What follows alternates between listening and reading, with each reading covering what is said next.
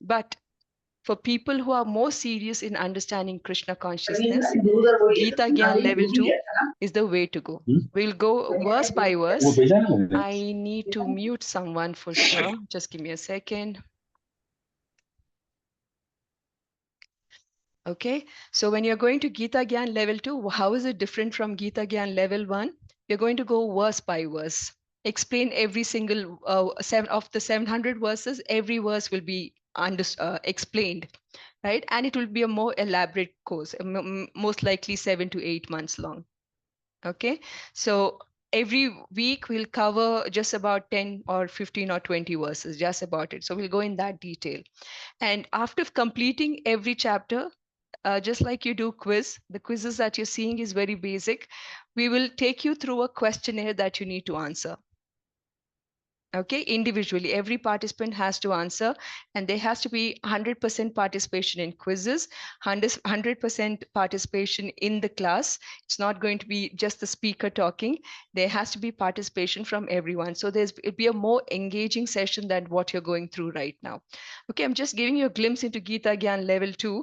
So anybody who is serious to understand Gita, you've understood the summary, great. I see the questions coming. So I understand that you are understanding at least the basics very well, but to get to the next level of understanding, you should be part of Gita Gyan level 2, which will likely start around the beginning of March. Okay, details will be shared on the same group that you're on today. So the same group will be continued for Gita Gyan level 2 as well. So once you finish the Gita Gyan level 1, don't disconnect yourself from this group. Don't exit from this group. Stay on this group. Anyone who's interested should continue being on this group, and we'll share the details of Gita Gyan level 2 on the same group. Okay, Jai. Okay, before we start our class, our obeisances to Jagannath Baldev Subhadramai, Sudarshan Ji, Lakshmi Narsimha, Gaud Nitai, excuse me, Panchatattva, Shad Goswami, and the Guru Parampara. Does anyone want to try the prayers today? Anyone new who's never tried before? Hare Krishna Mataji, may I try? Yes, please. I'll be correcting you if something is wrong, so don't mind that. Sure, Mataji. Yeah, sure, Mataji, no worries. Go ahead. Om Ajnana Timrandhasya Jnananjana Shalakya Chakshurunmilitam Yena Tasmai Shri Guruve Namaha. Nama Om Vishnu Padaya Krishna Pristhaya Bhutale Srimati Bhakti Vedanta Swami Niti Namine. Srimate, not Srimati. Srimate Bhakti Vedanta Swami Niti Namine.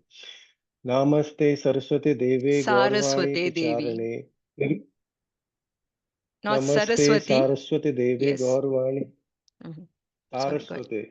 Yes, yes. Namaste Saraswati Devi Gaurvani Pracharane Nirvishesha Shunyavadi Paschatya Deshatarine. Can I do a Jai small Shri Krishna correction? Chaitanya Prabhu. It's Namaste Saraswati Deve, not Devi. It's not Saraswati Devi you're calling out to. It's Namaste Saraswati Deve Gauravani Pracharine. Go ahead, sorry. Namaste Saraswati Deve Gaurvani Pracharane. Yes. Nirvishesha Shunyavadi Paschatya Deshatarane. Can you try that Jai prayer Shri again? Krishna Chaitanya Prabhu Nityananda. Sure. Nama Om Vishnu Padaya Krishna Pristhaya Bhutale Srimate Bhakti Vedanta Swaminiti Namine. Namaste Saraswate Deve Gaurvani Pracharane Nirvishesha Shunyavadi Paschatya Deshatarane.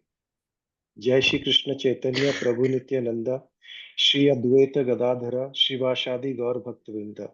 Hare Krishna Krishna Krishna Hare Hare Hare Rama Rama Rama Hare Hare.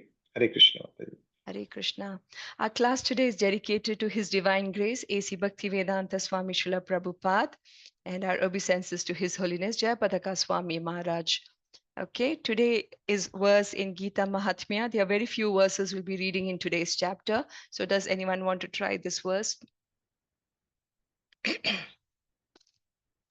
Mataji? Yes. Sunita Mataji, you can try. Okay, Mataji. Hare Krishna. Yas knows Ya snorti cha gitartam kirtyati iva ya param sravayach cha parartam vai sa prayati param padam. One who attentively hears and sings the glories of the purport of the Gita or reiterates that purport to others, such a person attains to the supreme destination. Hare Krishna Mataji. Hare Krishna. Ya shrunoti cha gitartam kirtayati evaya param shravyache cha parartam vai sa prayati parampadam. Okay, the key word in this verse is the word gitartam. Okay, so what does the translation say? One who attentively hears and sings the glories of the purports of the Gita. Gitartam is purports of the Gita. Now you have when you read Bhagavad Gita, you'll see a verse, right, followed by a translation, and then that is followed by a purport. Now the author of this Bhagavad Gita would give a translation, a meaning to the verse, right? So that purport or the meaning is Gitartham, right? And this verse is saying it's not that we have to, mug up the verses. We have to know Sanskrit perfectly. It's not saying any of that. It's saying as long as you understand the purports, you're hearing it, and then you recite the glories of the purports of the Gita, you're able to talk to others on what you understood. By this process alone, one can attain purification just by reading the purports, right? Now, many acharyas have written purports to Bhagavad Gita, especially in the Gaudiya Madhva Sampradaya, Gaudiya Vaishnava Madhva Sampradaya. There are many acharyas who have given purports to Bhagavad Gita. Like we have the Bhagavad Gita version from Srila Baladeva Vidyabhushan, who has given purports in Sanskrit. Then there's Vishwanatha Chakrabarti Thakur. These are all our Gaudiya Vaishnava gurus who have come much before or right after Lord Chaitanya. So Sri Vishwanatha Chakrabarti Thakur, he's also given purports in Sanskrit. Then we have the Bhakti Vinod Thakur, who has given purports in Bengali. And the most recent one is by Srila Prabhupada. He originally gave the purports in English, but this version was further translated in so many other languages. Now we know that it's there in Hindi, it's there in Kannada, Bengali, Tamil, Telugu, so many Indian languages, not just Indian, across the globe. Whether it's European countries like French, German, Italian, Dutch, Swedish, Russian, even, or Asian countries like Japanese, Chinese. This Bhagavad Gita version is there in every single language, 80 languages this has been translated into. And by the standards of current versions of Bhagavad Gita that's available, many world leaders have confirmed that this is the best version of Bhagavad Gita to read and understand.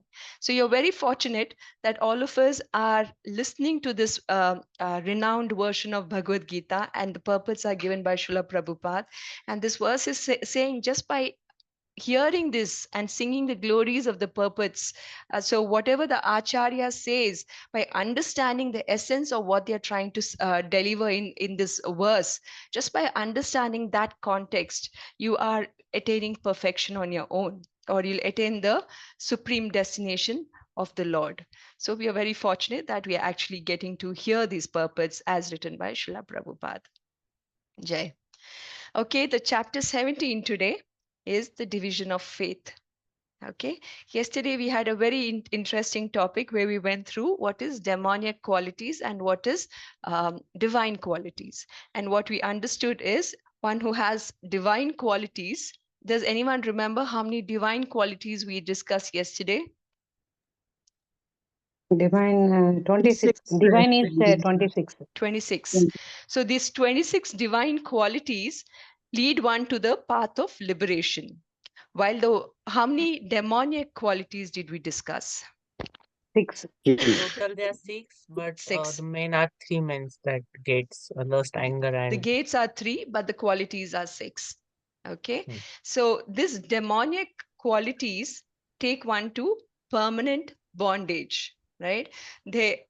Now we also understood what's the difference between a person who is divine, a person who is divine, they follow the scriptures very nicely, right? And when whereas for a demoniac person, they don't have faith in scriptures. They don't have don't want to read the scriptures.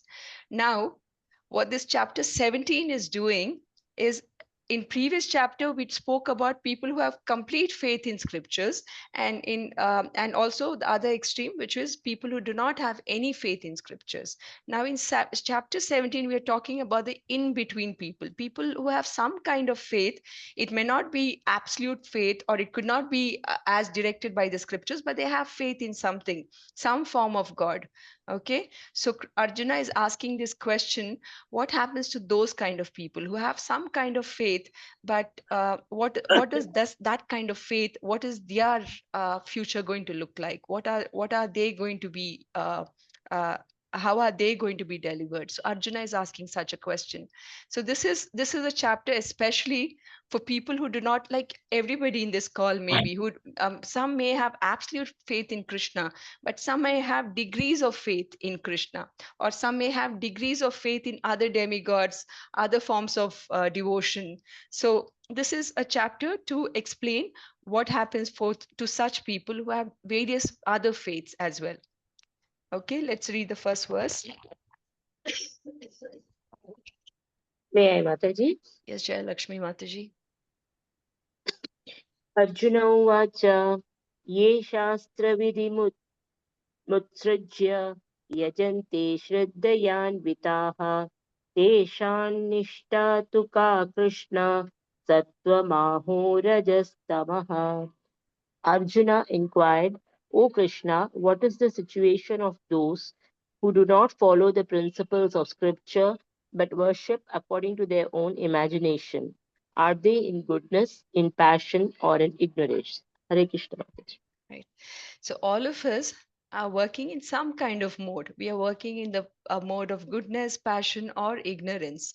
So as per our prakriti, as per our modes of material nature, we go into some kind of faith. We start believing in some kind of God, some kind of somebody who we consider is worthy enough for our prayers. So each of us have some kind of faith, right?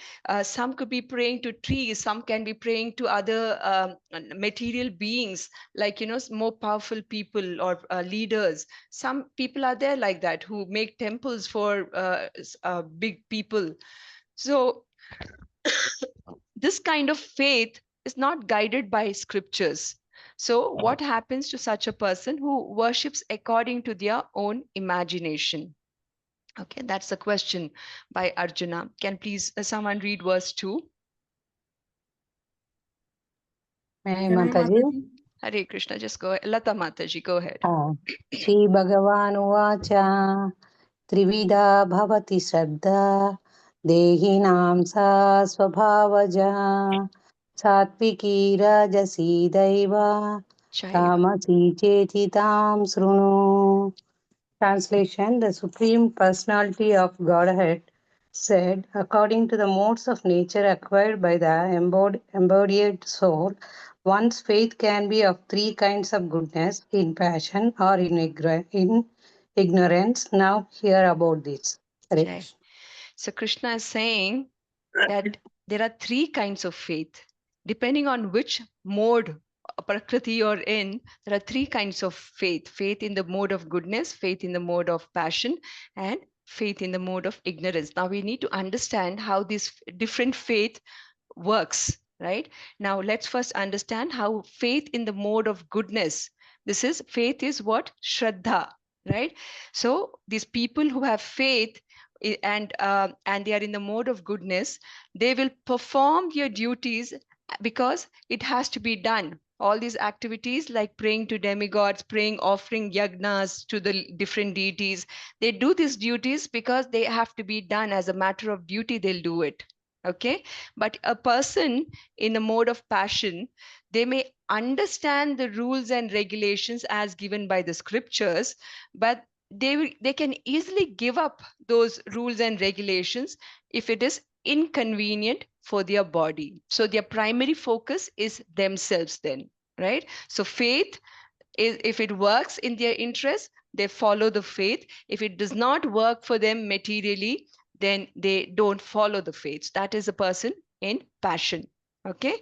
And in a passion, they have no desire to understand elevated topics. They don't have uh, uh, uh, they don't want to understand anything beyond sorry, in the mode of ignorance, they don't have a desire to understand scriptures or any elevated knowledge. So they continue living their life with practically no faith in anything. They, or maybe they have faith in something very small, like some kind of ghost or spirit, or something that that works for them, that helps them to be in the mode of ignorance forever. What kind of gods do they each pray to? We'll understand that in the next verse. But just because we are of a certain nature does not mean we should understand that one might show that they are in the mode of goodness, passion, ignorance.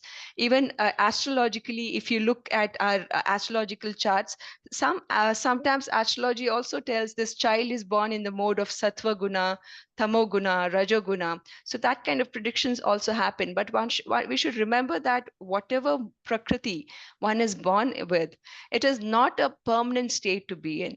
That could be a predominant prakriti in your nature, which means to say, if you're let go, if you let go, then that is a default mode you go back to. But most often we have a mixed prakriti. All three prakritis together act, right? Sometimes you might feel very active during the day. Sometimes your faith can also change depending on who you're associating with. Even though you're generally lazy about deity worship, but if you associate with devotees, then maybe you come to the point of worshipping higher forms of gods, right? That could also happen. So your faith can also change, and one can change their faith by following the regulations as given by sadhu and shastra. They are the only people who can tell us or guide us to the in the right direction, where the faith will take us to ultimate liberation. Okay, so we should understand, while there is faith in goodness, passion, and ignorance, beyond these three levels of faith, there's divine faith as well, right? There's a faith that goes beyond these three material modes, and which means to say, if you have a faith in the absolute supreme Lord, then we surpass these three modes, because even these three kind of faith that we have in mode of goodness, passion, and ignorance, it's entangling. It entangles us to material world. Okay, but if we have faith on something superior than these three modes, which is on the Supreme Lord himself, then that faith can take us back to Goloka. So that's the difference between the three kind of faith and the fourth faith, which transpasses all these three faith, which is faith in the absolute supreme. Okay, that's the difference between the three kinds of faith. Now let's read verse 4. Can I, Mataji? Yes, Vidya Mataji. Yajante satvika devan yaksharakshamsi rajasa pretan bhuta ganamschanye yajante tamasa janaha. Men in the mode of goodness worship the demigods, those in the mode of passion worship the demons, and those in the mode of ignorance worship ghosts and spirits. Hare Krishna. Hare Krishna. So men in the mode of goodness worship demigods. Who are these demigods? It could be Surya, Chandra, Indra, Varuna, Ganesha, Shiva. All of these are demigods, all the lower forms of God. So men in the mode of goodness pray to demigods. They pray to these demigods as a matter of duty, to thank these demigods for whatever they are giving us in this material world. Whatever the sun is giving us light, the moon is giving us vegetation, it's giving us sattva, and fire god is giving us Agni, through which we can cook our food. So like this, different gods are prayed as a matter of duty to thank them for everything they give us, right? So that is the prayer in the mode of sattva guna. Okay. And even if you're praying to demigods with the desire for something else, like, some material well-being, that is also fine, as long as, you understand that um, this kind of request comes ultimately from Krishna, right? So it's better to pray to, at sattva guna, we pray to demigods. Then what happens in the mode of passion?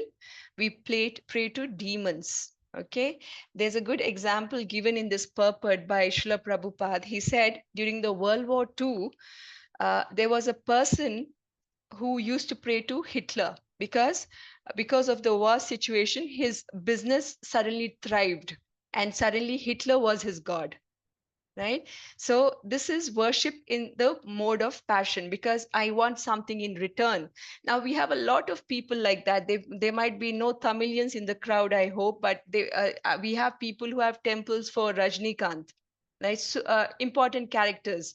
We have people who build temples for other actors, right? So they look for certain qualities. Now Krishna has all the qualities, but some people in the material world have some qualities in or some skills that they are prominently recognized for. So depending on those special qualities, maybe beauty, or maybe their fame or their wealth, so whatever that reason may be, they will see people building temples for them. Some people even kill themselves for these people. So they may not understand. So such kind of people, they understand that there is a higher existence. They understand the rules of regulations, but they can easily give it up to uh, pray to somebody else, or pray to maybe even demons who have created destructions in the world, just so because it is convenient for them, right? To be a fan of a person who can give you material benefit is also good for them. Like, so if to know that, you're around Ambanis, and you're making them God, and the Ambanis get to know that this person has made a temple for me, then in that way, they also might give you something in return. So this mode of passion, the worship is a give and take kind of relation, right? You give me something, I give you back something. So that kind of mode. And then there's the mode of ignorance. Now Mataji, this here, also, Hare Krishna Mataji, sorry Hare I'm Krishna. interrupting you. This Yes. also comes from the previous birth, right? Yes, it all comes from the previous birth. Your Uh, your there is an influence of previous birth also, but there's an hmm. influence of your current association also. Because they are more of fanatics, actually. Yes, They if you're talking about fanatics alone, like worshipping of demons, like people who pray to Ravana, right? hmm. Because they are in association of people. It can happen from birth also, or it could be happen in the Okay. material world also. Because in your material world, when you're surrounded by people who praise a certain personality, you also feel, yes, this Get person is influenced. good. They Okay, feel okay, influence. So that way you pray to certain people, right? okay, Whoever okay. is working best for you. Now, worship in the mode of ignorance. This worship is to worship of ghosts and spirits. Now, many people in, say, coastal Karnataka and Kerala also, maybe even Bengal, many small remote places, they still pray to what we call as Bhuta, Daiva, ghosts, spirits, right? So this is lower form of worship. They don't want any higher god protection. They say this god, this ghost or spirit will protect our family, will protect our village, and that's all they want. And how do they worship? They will offer some chicken, some goat in offering, or they'll offer the some alcohol, and after it is offered, they themselves consume it. So this way they continuously be in the mode of ignorance while continuing their worship to these lower species as well, like ghosts and spirits. Okay. And usually these worship happen late in the night, mostly because ghosts and spirits are active in the night. Okay. So let's go to the very interesting part of this chapter, which is how does food consumed in the mode of goodness, passion, and ignorance, how do they look? Okay. Food is something we all consume. So this chapter is giving you a template of sorts to say, based on the food you're consuming, you can tell which mode you're in. Okay, so what is food in the mode of goodness? What is it saying? It says the food is going to be juicy, wholesome, fatty, pleasing to heart. Okay, and what is the effect of eating such a food? It increases duration of life, it's purifying, gives strength, health, and satisfaction. So they increase the span of life, they build strength, health. So happiness and satisfaction also increases by consuming such a food. So some examples of this kind of food, look at the picture on top. It's talking about natural products, unprocessed food, okay, or even food which is cooked with very little spices, minimal spices. So all your fruits, vegetables, milk products, curd, butter, buttermilk, rice, grains, pulses, everything that is obtained naturally from our surroundings, and which can be cooked with very little, very minimal. Not that, sometimes we see very spicy gravy items with very little vegetables in between for color, but it's mostly gravy items. That is not sattvic food. Okay, sattvic food is light, easy on the stomach, and because of this food, um, then the person's life health is improving, because of which the life duration is increasing. And eventually, because you're constantly eating this kind of food, some internal purification is also happening, right? And as a result, their spiritual strength increases, their health improves, and eventually they are constantly in the mood of satisfaction. Okay, they people who eat this food, this kind of food, are not easily agitated with the agitating situations around them. They are very peaceful. They try to keep the calm in that situation. So that is the effect of food in goodness. Now, Mataji, sorry to yes, interrupt. Mataji, fragmented food like idli, dosa, or we can hold on, discuss. hold on. Okay, let's finish the topic. We'll keep the questions to the end. After I finish food topic, we can raise one by one. Okay, now let's move to the food of in the mode of passion. Okay, now what are they saying here? Passion, it is too bitter, sour, pungent, salty, hot, dry, and burning. Okay, and what do they result in? Distress, misery, and diseases. So any food which is excessively fermented, okay, even idli and dosa is fermented food, but if it's excessively fermented, where you feel the acidity in your body increases, right, then it becomes food in passion, right? And remember, food like idli rava, I mean idli and dosa, which is fermented, back in the days in South India, this is not our regular diet, right? What was a regular diet was things like porridges, or things made with rava, or things made with regular things like pongal. Something that is light on the stomach was our everyday diet. Idlis and dosa was like celebration food done once in a while. But today in South India, idli and dosa is like become a everyday diet, which may not be good as well, because they have reactions in the stomach, right? And if it's very pungented, over fermented, they can become food of passion as well. Okay, so they increase this kind of food, they increase misery, diseases. An example given here is deep fried food. Okay, pizzas, burgers, packaged food, overly processed food, highly food that reduces the mucus, because they are hot and dry, burning. They reduce the mucus within the stomach, and because of which digestion becomes very difficult. When you eat such over processed food, like deep fried food with a lot of oil, lot of spices, very hot, very salty, then what happens? The one biggest problem in the world today is high cholesterol. When we live in the state of high cholesterol, your liver is impacted.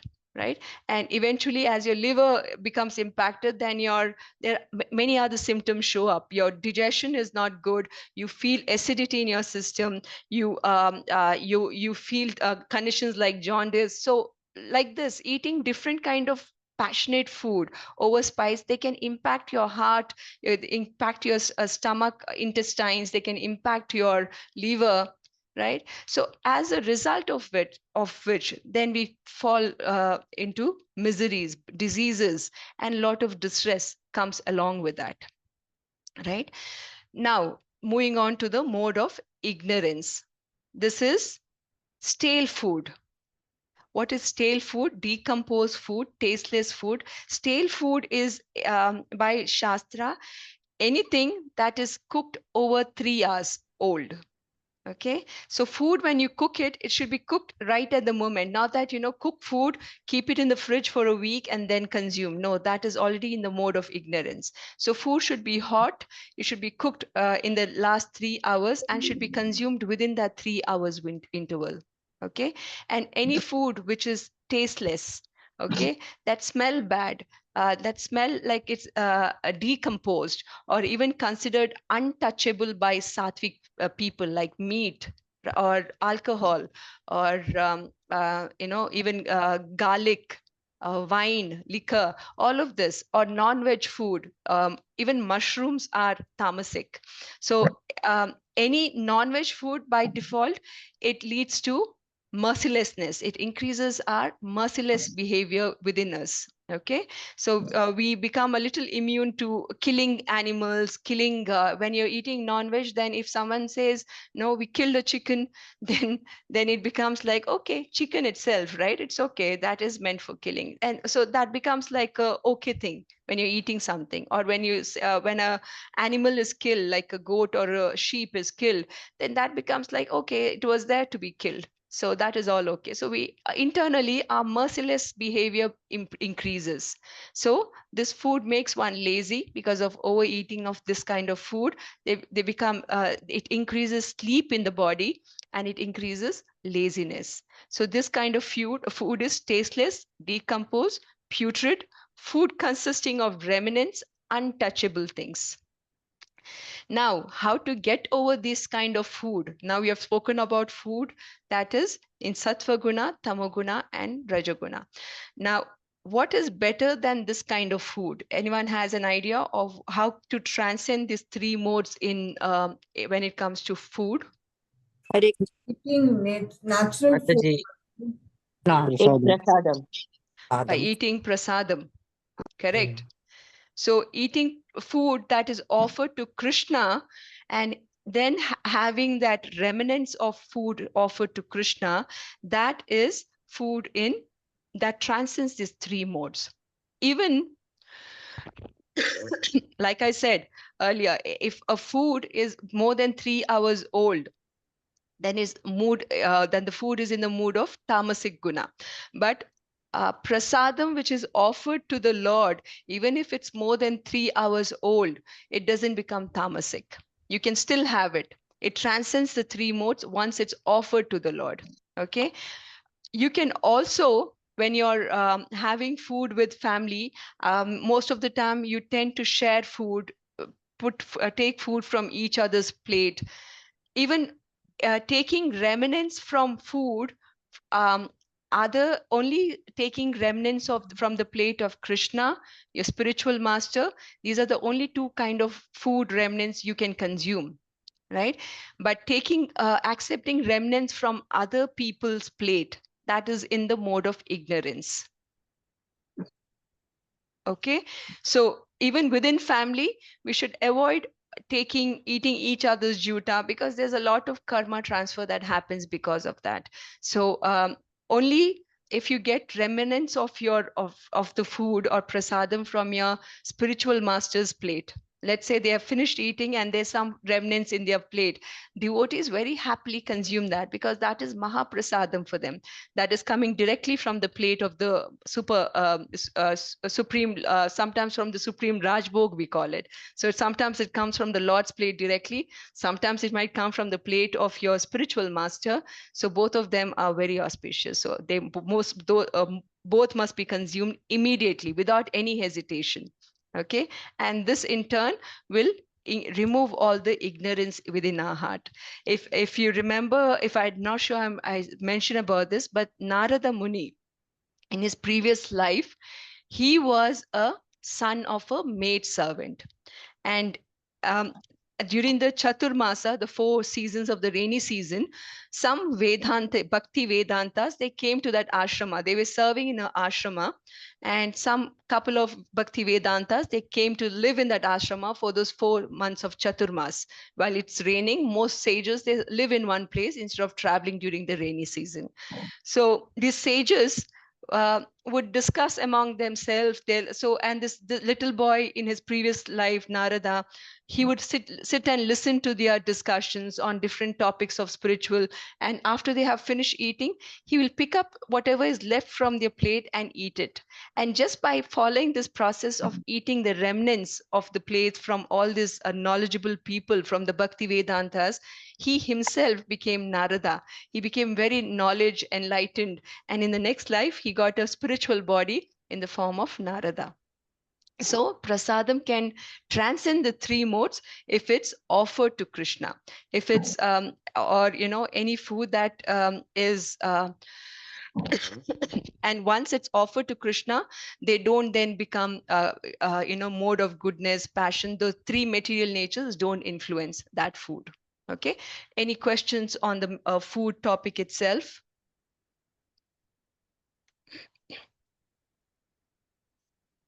Okay, we'll go to the next topic, that is sacrifice. Okay, so this topic especially talks of 3 topics: sacrifice, and austerities, and then charity. Okay, so when you're doing sacrifice, any kind of and the second topic is austerities, third topic is any kind of charity, how is mode or the 3 modes of passion, goodness, passion, and ignorance, how is it impacting? Now we should understand what is the first topic, sacrifice. Sacrifice is, there can be 2 types of sacrifice. Sacrifice of worldly possessions, that is one kind of sacrifice, right? Then the second sacrifice is sacrifices done in pursuit of transcendental knowledge. So when you give a small donation to a devotee or a temple, that is sacrifice of your worldly possession, right? And when you sit here 2 hours of your day, you're sitting and chanting, you're listening to someone talk about Krishna, this is sacrifice that is done in pursuit of transcendental knowledge. Okay, so you're spending 2 hours of your time listening about Krishna, that is also sacrifice. Okay, so all this reading and patana that we are doing, this is all sacrifice, and this is the second kind of sacrifice. So this is all transcendental sacrifices.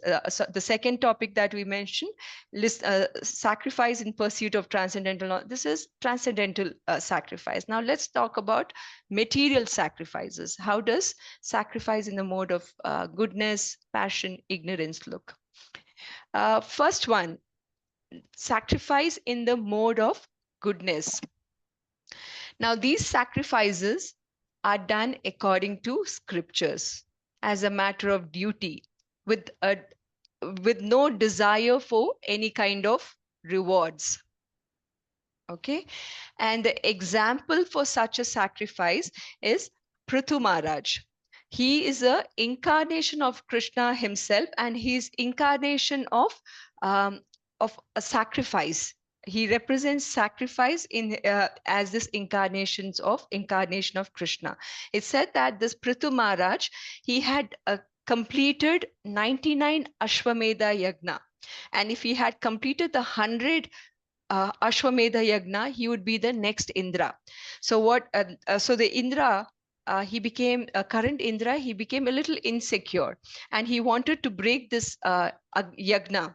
So what he did, he came dressed like a sannyasi, and he requested for a donation from Prithu Maharaj, and he said, I want that Ashwa that you're going to sacrifice for the 100 sacrifice. He had kept the Ashwa ready. He said, I want that horse, right? So this way, very slyly, by using the form of a Brahmana priest, he begged for a horse and took the horse away. Later, Prithu Maharaj understood that was Indra who had come to stop the 100th yagna. So there was his army, his sons chased Indra, but it's said that because of this act of Indra, because he came as a fake sannyasi, this whole sampradaya of kapata sannyasis started from there. He started a whole upper sampradaya of having kapata sannyasis. There are many sannyasis like that today. People who prematurely take up sannyasi without having completely given up their sense gratification, their desires. These such kind of people are called kapata sannyasis. And Indra, the origin of this is from Indra, from this episode. But anyway, Brahmaji came down along with Vishnu at this point when a war was about to ensue between Prithu Maharaj and Indra. And he told Prithu Maharaj, you have offered so much of your material belongings in this sacrifice, your richness, your all the resources so nicely you have used in performing this yagnas. And Vishnu is happy with that yagna. Your yagnas are done anyway for Yagna Purusha, who is Lord Vishnu himself. So when he's anyway happy, you don't really have to do this 100th yagna. Let Indra, he's very attached to his position as the king of heaven. Let him continue this position. And for you, you're happy to know that the Lord is happy with all the yagnas you have performed. So this you can stop this 100th yagna and and remember, Prithu Maharaj didn't do these yagnas with a desire to be the Indra. He did it just to please the Lord, and hence he represents sacrifices done in the mode of goodness. Now let's go to the sacrifices done in the mode of passion. We very well know that Parikshit Maharaj was killed by a snake, right? Now, what happens after he was killed by the snake?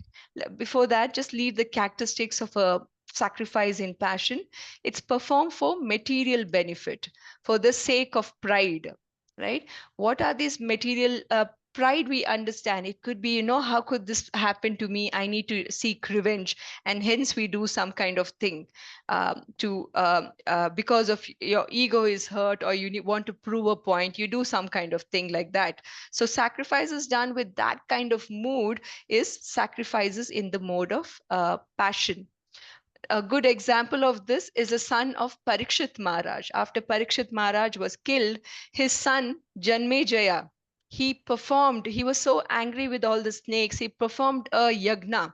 This yagna was chanted, or mantras were getting chanted, especially to make sure that all the snakes were getting killed. So as the mantras were getting chanted, all the snakes were getting from all the three worlds, material planets, they were getting pulled into this fire, this sacrifice.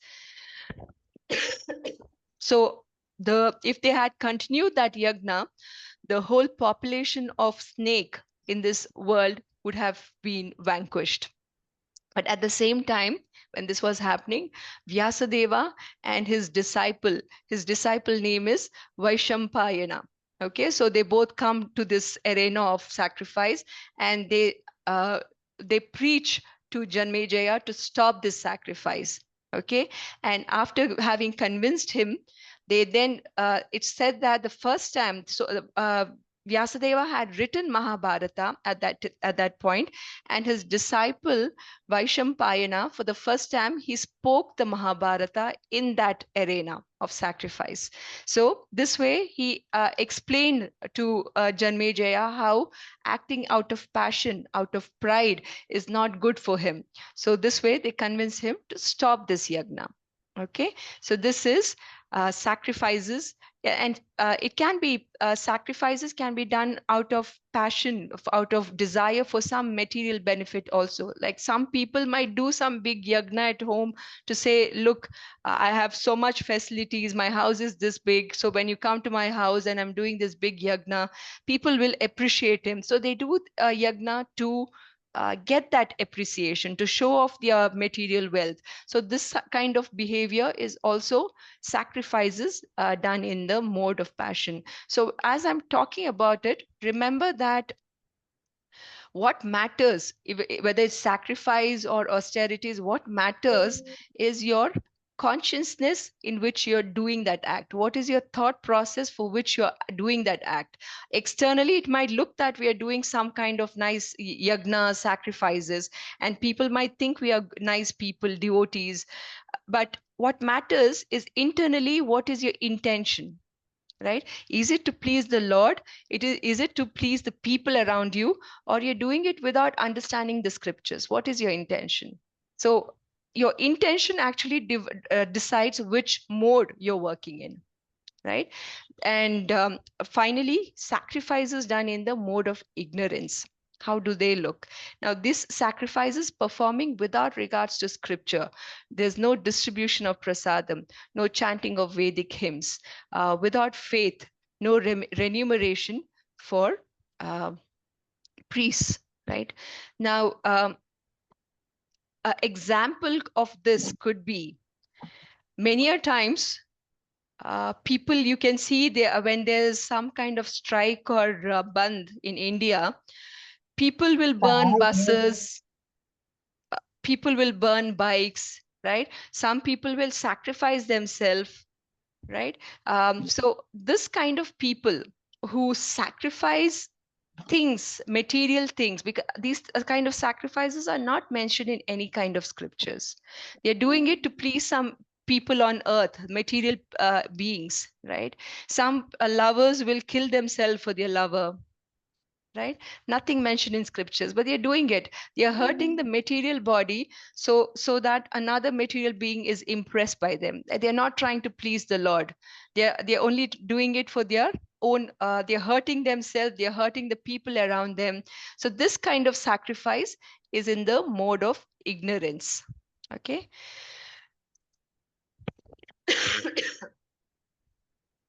But any sacrifice which is done for scriptures, as per scriptures, for Krishna, not for political reasons, not for political parties, not for any kind of famous person. No, it's done for Krishna alone. This is the only real meaning of a sacrifice. Krishna has given you the body, Krishna has given you the resources. So if you have to please someone, it has to be Krishna alone. You cannot use Krishna's resources to please somebody else, right? So all sacrifices must be done only for Krishna.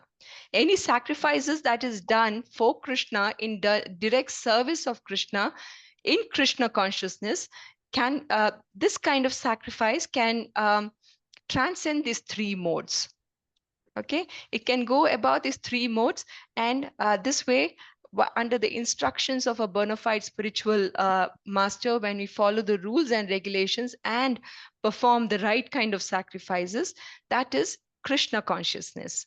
Okay, so this is how you can transcend the three modes in the mode of sacrifice.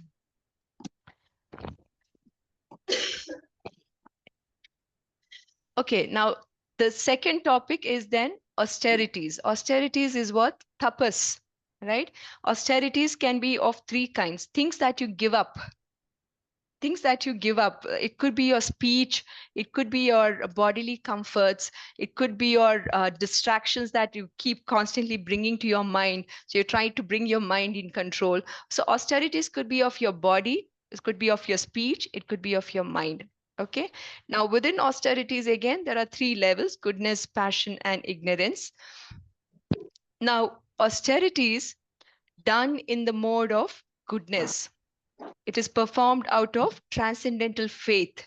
Okay, because it's mentioned in the scriptures and they're done out of faith, not expecting any material benefits. Okay, and it's done for the Supreme Lord alone. Okay, so this is in the mode of goodness. It is not done with the expectation of something in return. It's done things like fasting that we do on Ekadashis, Janmastamis. This is done to please the Lord alone. We don't have any other desires, and it's done under the guidance of a spiritual master. A good example of this is the 10 Pracheta brothers. the Pracheta brothers, there's a nice prayer called the Rudra Gita. If you read Canto 5 of Bhagavad Gita, there's a Rudra Gita where Rudra is preaching to the Pracheta brothers on how to worship Vishnu, right? And after getting these instructions from Lord Shiva, the 10 Pracheta brothers, they sat in meditation of the Lord. They gave up all comfort of bodies, speech, and mind. They sat in meditation of the Lord, and this way they attained perfection. Okay, so in the mode of goodness, it's done with transcendental faith on the Supreme Lord and not expecting any material benefits. Now let's talk about in the mode of passion. It's performed because of pride and for the sake of gaining respect, honor, and worship. Example, anyone can think of any example? Passion, we have mentioned this personality. The same thing you do, and then you tell people that you're doing it. Is there an example from the pastimes you have heard so far? Pride. No. Ravan worshipping Lord Shiva. We'll talk about it. But think of Dhruva Maharaj. Hiranyakashipu did for Hiranyakashipu Mataji. How did he pray to the Lord? He prayed to Brahmaji to gain some, I know the picture is kind of revealing, but we'll come to Hiranyakashipu in a bit. But no, Hiranyakashipu is not father, Mataji. Sati's father. Yes, Sati's father, out of pride. Yes, that's a good example. His name, Mataji? I have forgotten. Daksha. Yeah, yes, Mataji. Daksha. Right. So one example is Dhruva Maharaj. Initially, when he sat in meditation, his intention was to gain kingdom, richness, to get a kingdom higher than his father. So he did his austerities out of pride, out of his ego, right? Sometimes even among devotees, people, they do their Ekadashi and then they go telling people, I fasted today. I didn't do anything. I didn't even drink water, right? They glorify themselves. And even that kind of austerity is in the mode of passion, right? Sometimes we do our rounds and then we go telling everyone, today, unless it is your guru or someone who's guiding you, we don't have to tell anyone else on how many rounds. Generally, senior devotees in the temple will ask you because out of concern, they want to make sure that if you're pretty new in the system, you are regulated. But for people who are doing 16 more rounds, if you're telling everyone proactively to say, you know what, I did 20 rounds today, and last Ekadashi, I did 64 rounds. If you're telling all that, proactively to others in a sense of, to gain respect or gain some kind of honor, then even that is in the mode of passion, right? You're doing it so that you can get honor, not to please Krishna, but to please the people around, right? So you have to be very conscious even while you're chanting. What is your intention of chanting? Your intention should be nothing beyond pleasing Krishna. So Dhruva Maharaj and Daksha is another example of austerities. Austerities, Daksha is not austerities, but more of sacrifice. See the difference? He performed a yagna to displease Shiva. So that is sacrifice. So the Dhruva is a good example for passion. Yes, passion. Now let's talk about the third one, in ignorance. So here the austerity is performed out of foolishness, okay? Self-torture, or they injure others as well. And a good example of this in ignorance is Hiranyakashipu. Sorry. So Hiranyakashipu, he wanted to become immortal, right? He wanted to kill all the demigods. So what did he do? He sat in tapasya for how many years? 10,000 years. It said that in those 10,000 years, there was an ant hill that grew around his body. And slowly these ants, they ate into his flesh. And ultimately he was just skeleton, and his pranavayu was only thing that was sustaining him. He was pranavayu was there and his skeletons was there, and that was his body. So he ultimately self-tortured himself. And after getting this boon from Brahmadev, you know what disaster he laid out to Prahlad Maharaj after that, right? So these people who do things out of foolishness, it is for self-torture, and in that process they also want to destroy, injure, hurt others as well. So when you do all these austerities to finally hurt someone, self or others, that is in the mode of ignorance. Okay, so Mataji, this yes, Ravan example, that falls under which category? Ravan, what was his example that you're looking for? He did prayers, no, to That is Lord. also ignorance. Okay. Because ultimately he was praying for his own, because he wanted something in return. He was out of his foolishness, right? When he prayed to Shiva, when Shiva appeared, he said, "Give me Parvati," right? So he was doing it. Ultimately, that resulted in his own. And Parvati actually sat on his shoulder and went along. And he was thinking, okay, now that I have Parvati, Ravana felt very happy. And Narada comes there and tells, what are you doing? Look who's sitting. And Parvati has become Mother Kali by now.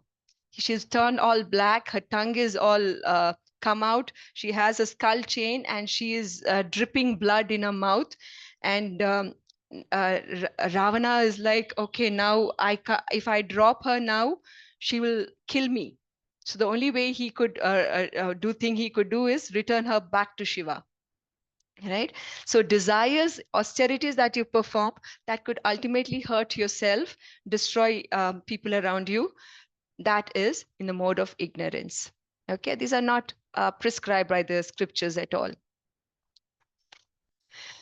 Okay, now the third topic, austerity is done in the, charity. How does charity look in the mode of goodness, passion, and ignorance? In the mode of goodness, charity is given as dutifully, like Bali Maharaj, right? No expectations of return, no, at a proper place and time, and to a worthy person. So example, Bali Maharaj, because even though Shukracharya told him that this Vamana is actually Vishnu, is trying to trick you, Bali Maharaj knew that this is a perfect person to give a charity to. There's no other worthy candidate to give a charity. So he gave the charity, full charity. He didn't expect anything in return. It's another thing that he got Sutala because of his sacrifice. The Lord gave him the whole Sutala, a kingdom which was even bigger and grander than his own kingdom that he gave up, right? So these kind of sacrifices are done dutifully without expectation of result. A charity should always be given to a worthy person at the right place and right time. So what are these worthy, like we said, grahasthas especially must participate in charity. Charity should always be done for propagation of Krishna consciousness, to temples, to Vaishnavas, to devotees. Charity should always be done in that manner. They are the only worthy people to receive a charity. Now, charity, sometimes we give charity to poor, sometimes we give out of passion to people who are differently abled. But if a poor man is not worthy of that charity that you gave him, and they're not utilizing that charity in spiritual advancement, in that case, we are not discriminating. We are not discriminating whether this person is worthy to receive a charity. So that will not be in the mode of goodness. Okay, so we need to always make sure charity is given to a worthy person only. Now, charity made in the mode of passion. It is done with expectation of return, with desire for fruits, right, for results, and in a grudging mood. So here there's an expectation of return. Okay, I will do this charity. What do I get in return? Sometimes when you go to weddings, people on the wedding envelope, they'll give some money, gifts to the family member. They'll write their name, address. So the expectation is next time when there's a function in my family, this person will have to return this envelope. The whatever cash is there, return that with same amount or more, right? There's some kind of expectations in those exchanges. Sometimes it happens that we give charity donations to political parties because the gundas will come and threaten us. So it's done grudgingly, right? So charity done even to the Lord, if you do a charity saying, I'll make this donation, but my to a temple, but my name should appear in the banner somewhere that this person made so much charity, right? You do it out for some return, some expectation. So if that is a case, then it is done in the mode of passion. Now, charity in the mode of ignorance, right? It is at an impure place, at improper time, to unworthy person, without proper attention and respect. So it is given to an unworthy person at a, example is a drunkard, right? Sometimes we give our old clothes, stale food. Now, this is not even done in a respectful manner, right? If you're giving something, make sure what you're giving is usable, right? It's going to be useful to the other person.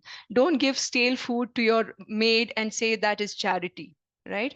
Don't give your old food and say this is charity. That is not charity.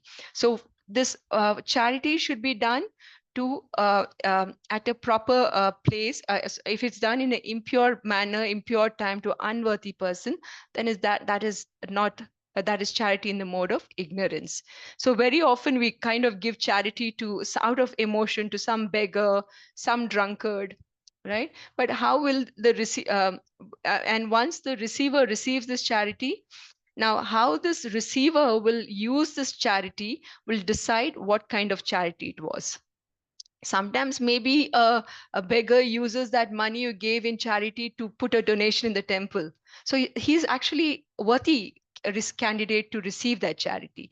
But if that same beggar has gone to a meat shop and purchased some pieces of chicken and consumed it with your money, then it is charity given to an unworthy person, right? So similarly, giving charity to organizations, to institutions that might use your donation, charity for gambling, for intoxication, so some kind of illicit activities, all of this is charity done in ignorance. So we don't do charity for such people, right? We are not even talking at the point of people who intoxicate, gamble, or because those people are not even considered worthy of charity. So we're talking especially for people at a point where, because charity is not beneficial if it's not beneficial for a donor, not to the receiver. So this kind of charity is charity in the mode of ignorance. Okay, so it's not beneficial for the donor as well as to the receiver. Now, when it comes to charity, there's a very nice pastime. So once there were 4 brothers. Their name is Ashtaka, Prathardhana, Vasumanas, and Shibi. 4 brothers. Okay, they were 4 royal kings. Okay, and they each had their own kingdom to rule, and they were brothers. So it is said that once they were going together, and Narada happened to join them. They were having a parikrama around their kingdom, and Narada happened to join them. Now, this Ashtaka, who is the most elder of the 4 brothers, he asked Narada, see, out of the 5 of us, the 4 brothers and Narada, if only 4 can go to heaven, who will that be? So who is the one you're going to drop? So he asked this question. There are 4 brothers and 1 Narada. He said, out of the 5, if only 4 can go to heaven, who's the one you'll drop? So he said Ashtaka. He'll drop Ashtaka. So Ashtaka was, so it so happened that Ashtaka, he once, he had one second, give me a second.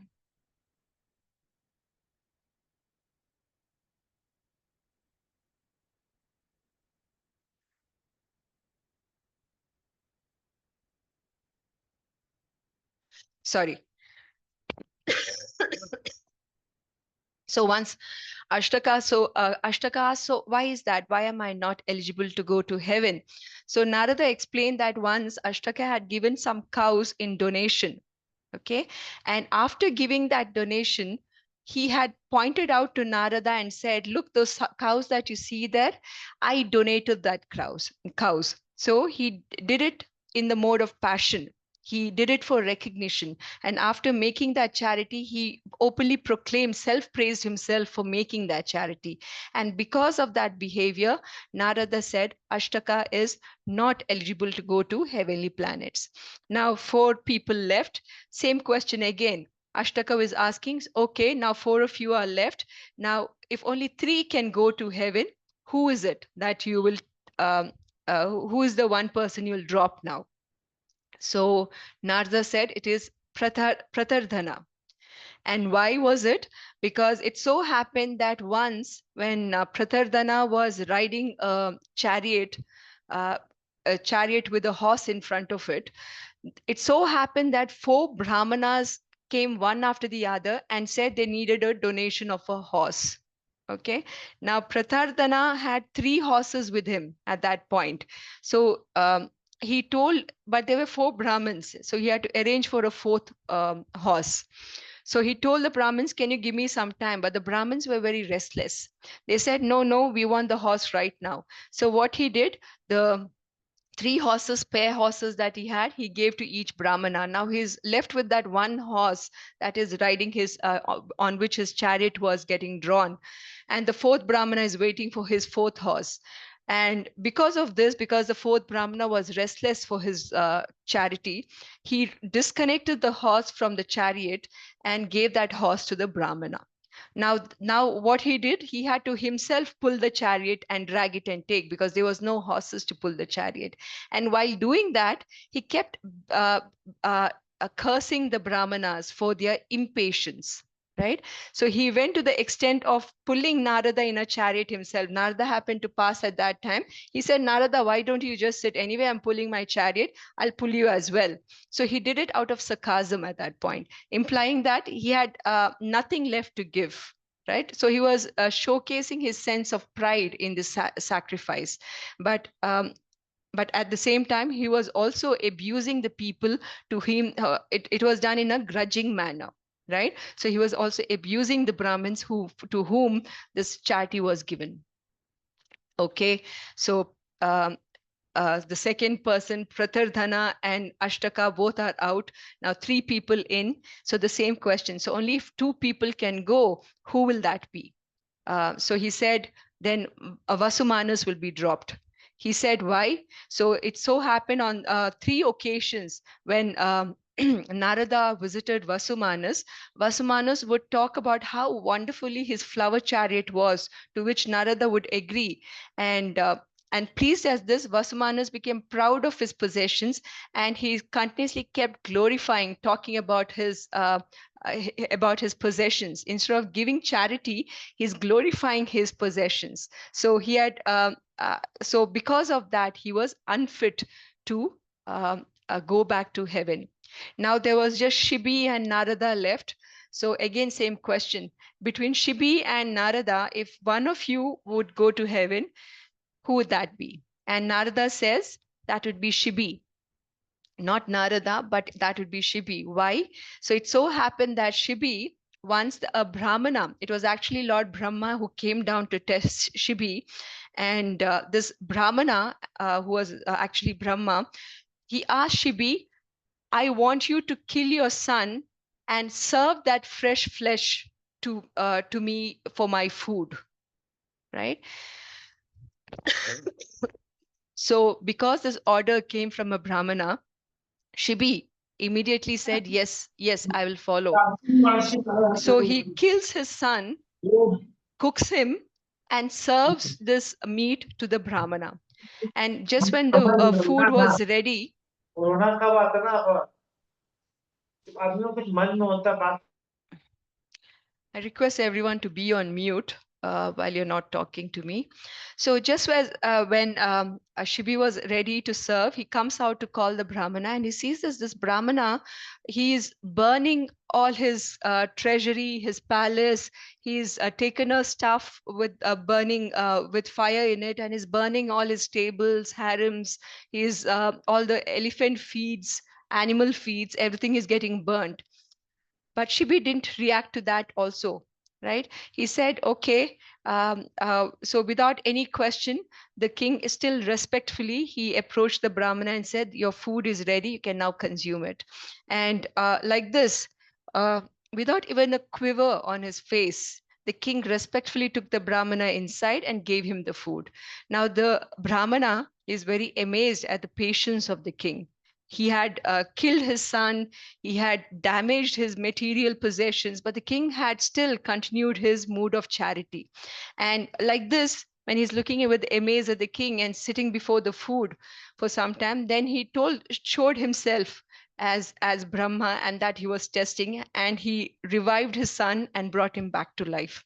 So because of this, remember back in those days, Brahmanas were no ordinary people, right? And they were very well accomplished, and king especially, they would follow the orders of the Brahmana. Anything a Brahmana says is for the good of the whole material world, is both for material and spiritual growth.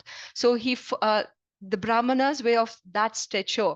So Shibi followed the orders of the Brahmana without any question, right? And Shibi later tells that he did all that. It was not for fame. It was not for his good name, right? Neither did he do it for wealth or happiness. He did it because it was a matter of duty. It was a matter of duty because when a Brahmana asked for a dakshina, anybody should not decline. Okay, Brahmanas never ask, but if the Brahmana does ask, it's a responsibility of a king, especially, to make sure that donation is given. So Krishna, so this way, out of Shibi and Narada also, Shibi is more eligible to go to heavenly planets. So Krishna, in these verses 20 to 22, he's further explaining how a person can exist, okay, just by worshipping him with faith, right?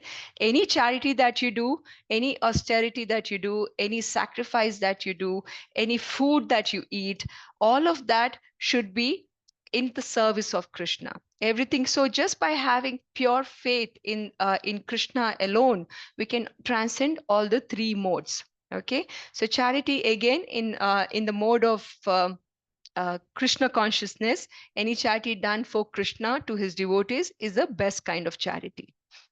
Now, there's a very nice instance of this is the first birthday of Krishna.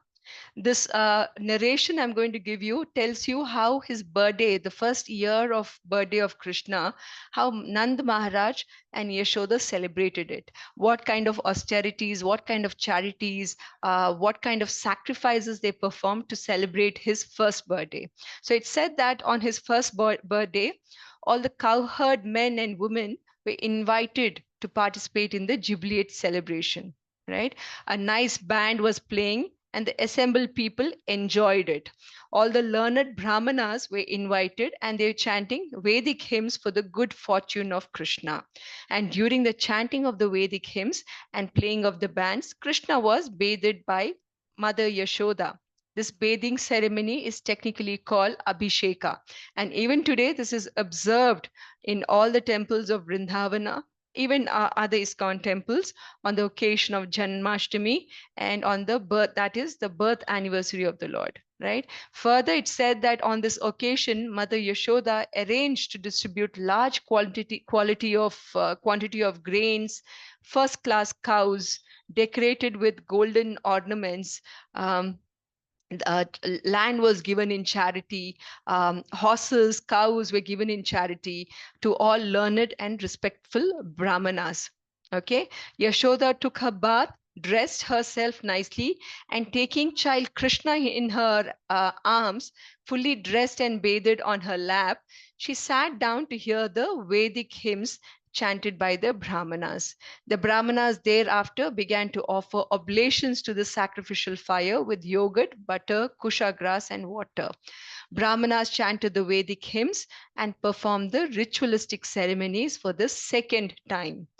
Nanda Maharaj again gave them huge quantities of grain and many cows. All the cows which were given in charity were covered with nice gold embroidered garments, and their horns were bedecked with golden rings. Their hooves were covered with silver plates, and they wore garlands of flowers. With firm faith in the qualified Brahmanas, Nanda Maharaj took his child on the lap and bathed him with water mixed with various herbs, while the Brahmanas chanted hymns from the Rig Veda, Yajurveda, Samaveda. So this is how just 5,000 years ago, a very Sattvic family who were very Krishna consciousness, how they performed sacrifice, austerities, and charity. Brahmanas were celebrated, right? They were respected. Just because a Brahmana is receiving charity does not make them a beggar. They are receiving charity from you, so they give your association to grahasthas. So we should understand that. So they are actually being merciful on us by giving us our darshan or giving us their association. So Brahmanas are celebrated and respected in that way. Charity is given without any expectation. It's done as a matter of duty, and it's done to please Krishna ultimately. So anything we offer, we should offer to Krishna by saying Krishnarpanamastu. Okay, so anything we do, anything we give up, it should be done only for Krishna. So when we do charity for Krishna, when austerities are done for Krishna, and when sacrifices are done for Krishna, in Kali Yuga, we have very limited resources. Remember that. So we have very limited resources, very little wealth, very little time, very little knowledge on how to do these sacrifices. So with that very limited options that we have, with all the limitations, we can still attain perfection by doing these sacrifices with exact precision, by doing it only for Krishna. And when anything is done for Krishna, that becomes perfect, right? That's a perfect solution for any material problems that we have. So ultimately, can someone please read this screen? Yes, please go ahead. Even if one distributes 10 million cows in charity during an eclipse of the sun, lives at the confluence of the Ganges and the Yamunas for millions of years, or gives a mountain of gold in sacrifice to the Brahmanas, he does not earn 1/100th part of the merit derived from chanting Hare Krishna. Hare Krishna. So if you're as rich as Nand Baba, or as rich as some of the kings who did the Ashwamedha Yagnas, we can definitely do what Nand Baba did. We can give cows covered with golden clothes. We can invite a lot of brahmanas, serve them bhojana, make them happy. So that's one way of gaining devotional merit. Otherwise, what we can do, since we don't have all that, we can simply chant the Hare Krishna Maha Mantra. Hare Krishna, Krishna Krishna, Hare Hare, Hare Rama, Rama Rama, Hare Hare. Hare Krishna, Krishna Krishna, Hare Hare, Hare Rama, Rama Rama, Hare Hare. Hare Krishna, Krishna Krishna, Hare Hare, Hare Rama, Rama Rama, Hare Hare. Okay, good news for all of you. Till yesterday, I was saying the criteria for getting the Gita Gyan level 1 certification is to attend 12 classes. I cross-checked with Sri Hari Prabhu, and he said it's been updated to 12 class attendance. So even if you attend 12 of the 18 classes, you're still eligible to to get this Gita Gyan certificate. So correction on my part, maybe a misunderstanding, but just making sure the criteria is clear. Okay. And are there any questions?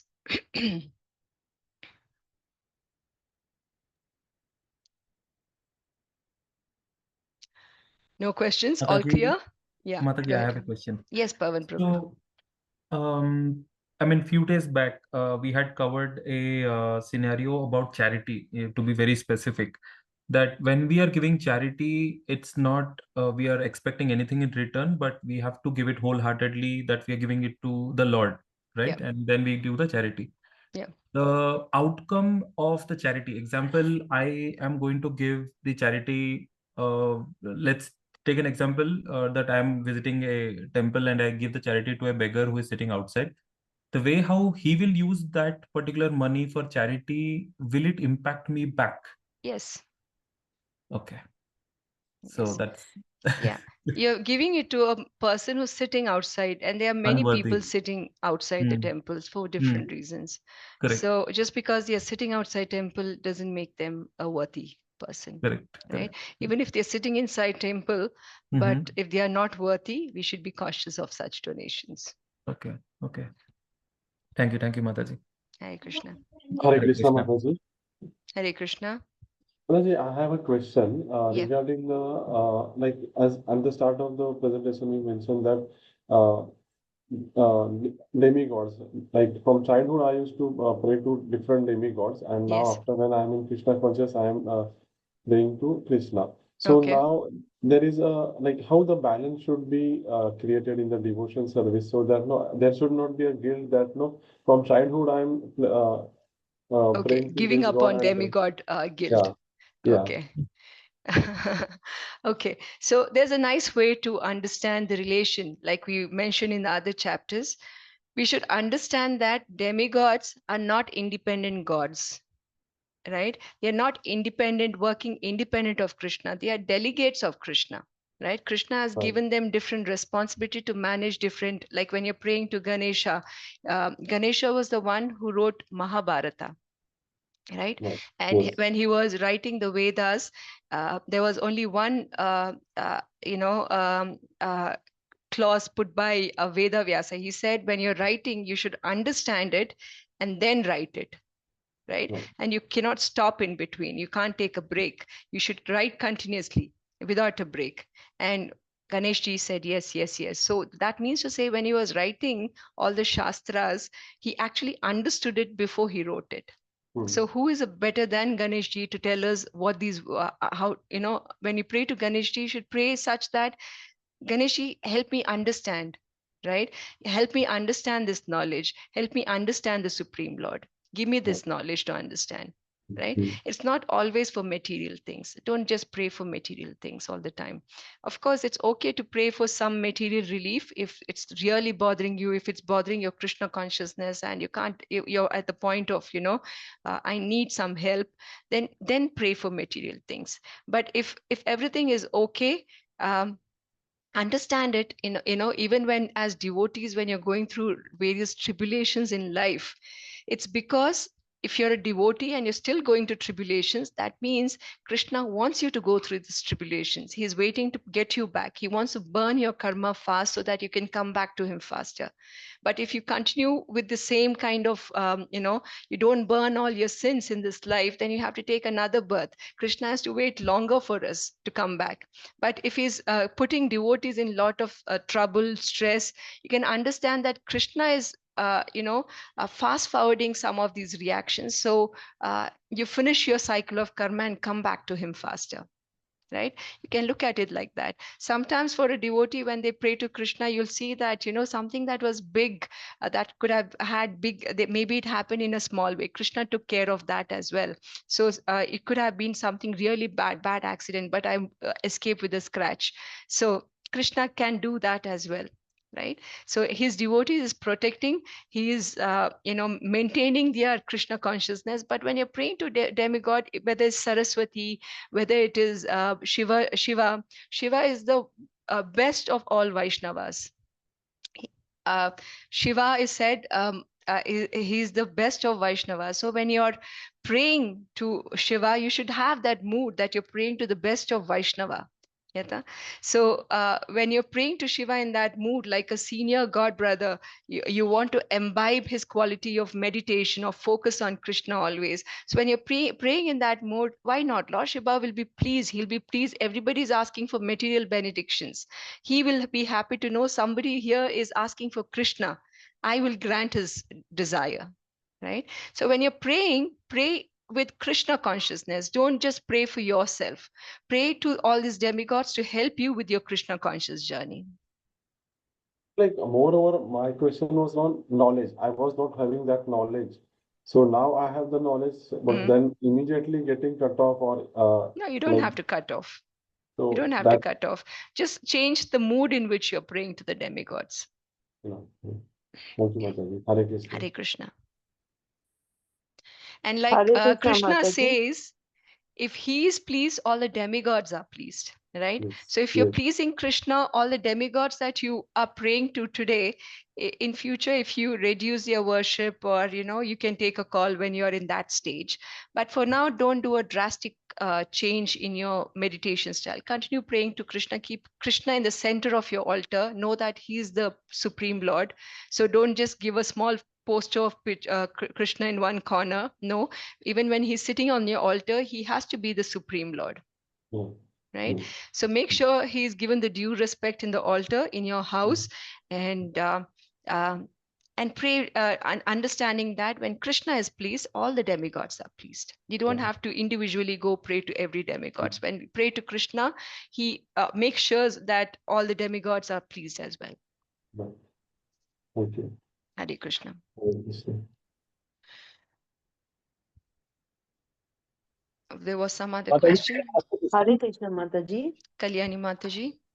Mataji, ever since I got into Krishna, actually before I got into Krishna consciousness, I had Ganpati Venkateshwar Swami, and I told you I'm not keeping very good health, so some of my patients gave me Sai Baba photo and to pray to this God, and they have been praying for me. So I placed all of them on the altar, but then with guidance of my gurus, I was asked to totally change the altar, and now I'm having only one patient gave me I'm a doctor, so one of my patients gave me Laddu Gopal. So I have Laddu Gopal, Venkateswar Swami, and now I have Damodar, and the Radha Krishna photo, which ISKCON gifts whenever you regularly. So that is what I have, Mataji. Now I'm praying to Lord Krishna, primarily to only Krishna, Mataji. Thank you for sharing that, Mataji. Thank you, Mataji. Hare Krishna. Hare Krishna. Mataji, on the same topic, I have a question.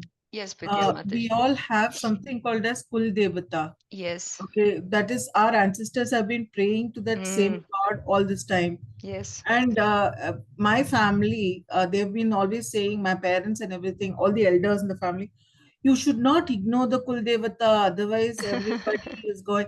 I said, everything is an embodiment of Krishna, so everything goes back to him. Why does they need a separate representation? For what? For that, they had a very intelligent reply, which I don't know, which somehow justified it. They said, you're having a guest at your home every year at the same time, okay, and suddenly you decide not to honor that guest. How will you feel? I was speechless. I didn't know what to say. I said, let me ask my guiders, guidance. I'll check with my respective guidance people and I'll come back to you on that. Okay, let's answer that question. Very interesting question. Now, first of all, the house that you live does not belong to you. Once Krishna is there, the house belongs to Krishna. Absolutely. Right? Krishna is the main person. Whenever devotees enter the house, like let's say you go to somebody's house, okay, the servant opens the door, and then what does the servant do? That servant will take you to the owner of the house. Correct. Right? So similarly, when devotees visit other devotees' house, the devotee is nothing but the servant of the Lord. What we do, we take the devotees to the altar, take them to Krishna and say, this is the owner of the house. Right? So we are not owners. Krishna is the owner. Right? So if someone comes here and there, and they come in the mood that I'm a servant of the Lord, it could be a devotee, it could be another demigod, like you said, Kula Devata. If they are coming in the mood of the servant of the Lord, then their position is the same. You introduce them to the owner of the house, Krishna. And when Krishna is pleased, like you said, everybody should be pleased. But if they're coming independent of Krishna, then we have no business with them. Absolutely. Absolutely. I got the point. I'll give them their same reply tomorrow. Okay. Thank you, Mataji. Hare Krishna. Hare Krishna. Mataji, can I ask? Yes, Jagdish Prabhu, please go ahead. Which form of Krishna, like Nandi Gopal or Krishna and Radha together, or only Krishna alone in his adult format to be kept in the temple? Can you please, sorry Prabhu, your voice was breaking. I heard Laddu Gopal something, but I could not get the question. Which form of Krishna is best to be kept in the temple? Oh, in the altar. Okay. So it depends on your mood, how your relation is. We have Navarasas, right? Somebody who's in the Vasalya Rasa can keep the baby form of Krishna. Somebody who is in the Madhurya Rasa, Aishwarya Rasa, they can keep Venkatramana form. Or Madhurya Rasa, they can keep Krishna's form or Shyamasundara form. So depending on your rasa, the seva bhava, that ideally all of us by default should be in the seva bhava. But some people especially have a little motherly affection for Krishna, or they have like a companion, Madhurya Rasa. So if that kind of rasas have evolved, one should not try to artificially emulate these rasa. Our default rasa with Krishna is that of a sevaka, of a dasa. Okay, that should be our default state. So in that form, any form of Lord is okay. You can pray to Radha Shamsundar, Radha Damodar, always with Radha, not independent of Radha. But in a younger form, like child form, then yes, Laddu Gopal or any form. There's no difference from one form to the other. But the only thing that you should be cautious of, if you have the deities, the vigraha of the Lord, right? I would say, because once you have the vigraha of the Lord at home, then all the Shodashopachara should be done. Offering chamara, offering light, offering handkerchief after eating. All of that has to be done without fail. Okay, even if you're traveling, if you have a devotee family who can take care of your deities, you should pass on these deities to that family. Or if you have the option to take the deity with you while you're traveling, you should do that. Okay, not that ignore the deity for that many days. So it's always best that if you are going to be away for too long, if your work requires you to be away from home, don't keep vigrahas of the Lord. Keep the pictures of the Lord at home. Okay, so that way, whenever you come back, you can re-continue your devotional service, like offering lights, boga, prasada. But if you have vigrahas, you'll have to be careful that they are maintained well. They are happy in your house. That way. Hare Krishna Mataji, is Laddu Gopal also Vigraha? Laddu Gopal also has to be treated by like a child. Okay, no, I don't need, because I don't have a chamara or a handkerchief and all those things. He should also be treated same way. Maybe you can eventually get to that, right? Okay. But all that Shodasha Upachara should be done to any Vigraha form. Okay, Mataji. Okay. Thank you, Mataji. Hare Krishna. Hare Krishna. Mataji, I think one class we should have only on how to worship correctly in the temple. Sorry, Prabhu, please try again. How to have an extra class to just guide us how to properly pray in the temple to God. How to worship Sri Krishna is what. What's the mood of worshipping Krishna? No, he's saying you have to have a separate class to understand how to worship Krishna. Worshipping Krishna. Okay, you're gone like plan a side B of the cassette. We are still on side A. Right? You still need to understand pure devotional service before we get to the point of pure devotional service to Krishna. And at this point, all we need to know is how to chant properly. Right? The other vidhis, upacharas are also there. That is also part of there's Raghanuga Bhakti, and there is Vaidehi Bhakti. Vaidehi process is where how you do this, how do you do archanas, how do you do different worshipping procedures. But what we are trying to focus on is the Raganuga Bhakti, the spontaneous love for Krishna that comes when you chant the holy name of the Lord. Okay, so that's what these classes are focused on. And as you keep continuing in that process, as you go through Gita Gyan level 2, we'll try to get a little more detailed into how Raganuga Bhakti can be improved, how spontaneous love for Krishna can be improved. So Vaidehi Bhakti is also important, but you can say it's as a parallel part of the process, but there might be more expert people to perform this kind of bhakti in temples, priests. They will definitely be better people to give classes on such topics. Mataji, I have a question. Yes, Can you Mataji. tomorrow explain about the importance of wearing tulsi, the kant tomorrow? If you can take up that Yes, we topic can and talk give us about it. more Yes, elaborated tomorrow, please. absolutely. For new devotees like me, it will be very useful. Sure, Mataji. We can Hare talk Krishna, about it Mataji. tomorrow. Hare Krishna. Mataji, one last question. Can I ask? Yes. One last question. Jagdish Prabhu, go ahead. The one is, like people talk about that this person has been, someone has done something.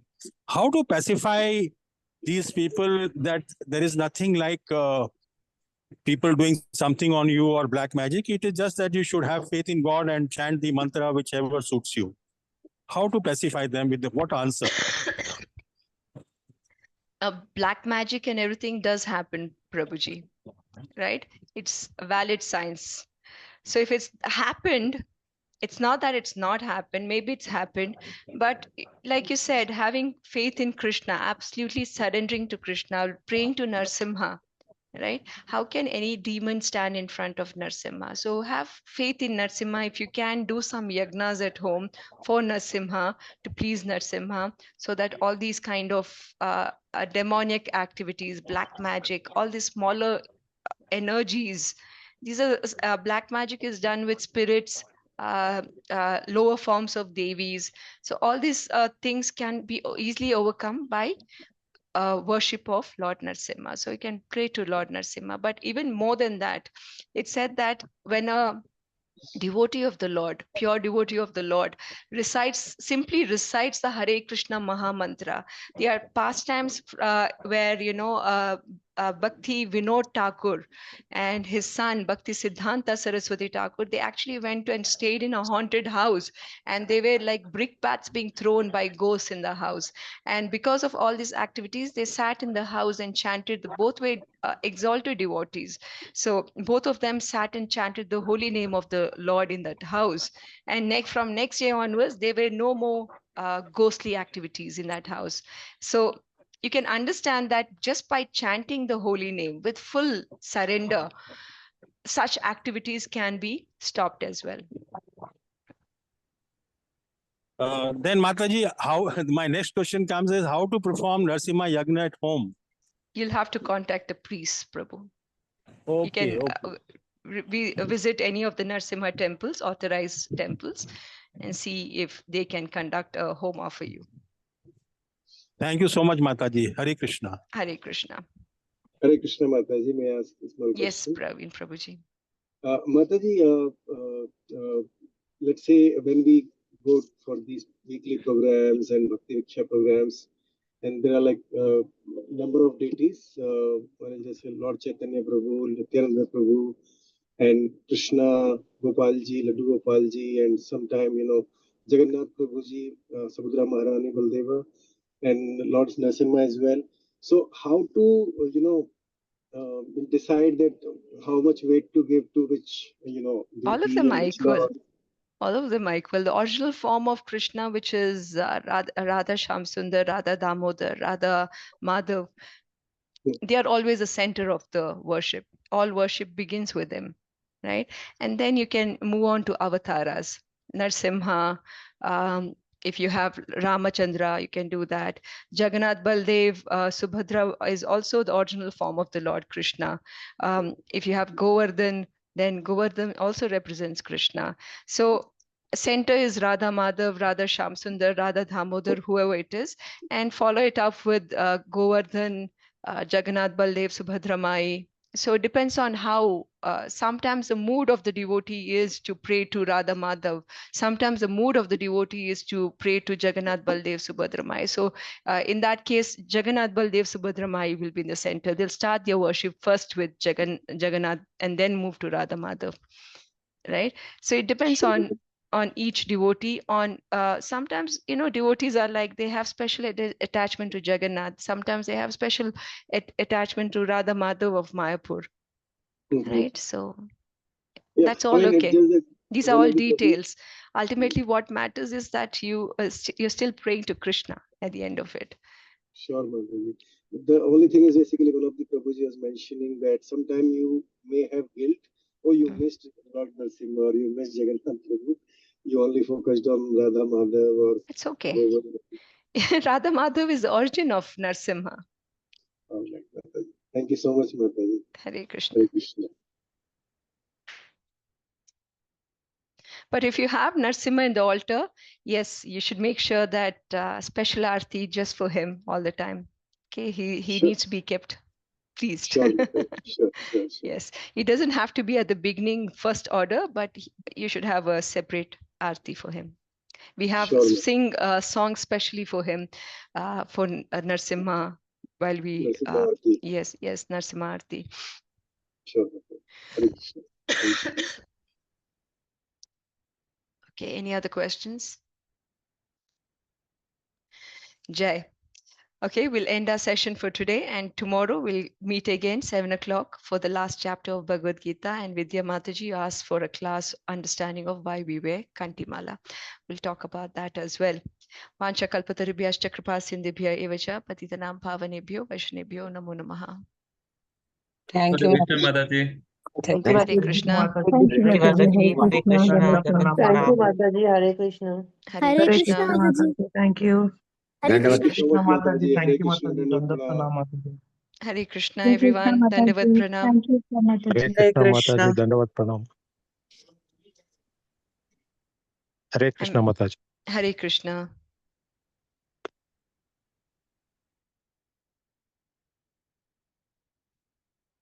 I'm closing the call for everyone.